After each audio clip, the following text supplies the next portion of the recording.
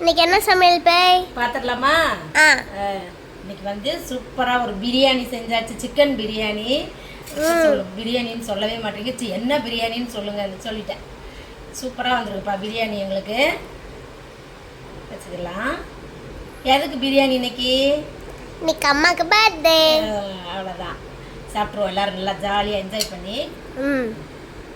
Chicken pakoda என்ன லாலிபப்லாம் செய்யல, பக்கோடா செஞ்சுருக்கோம். வச்சுக்கலாம்.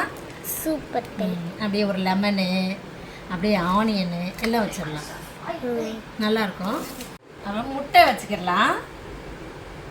பிரியாணினாலே முட்டை தானே, வச்சுருவோம். அடுத்தது அப்படியே தயிர் பச்சடி, ஆனியனும் கியூக்கும்பரும் போட்டு தயிர் பச்சடி பண்ணியாச்சு.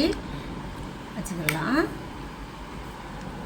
இன்றைக்கி தான்ப்பா எங்கள் வீட்டு சமையல். உங்கள் வீட்டிலலாம் என்ன சமையல்னு கமெண்டில் சொல்லுங்கள்.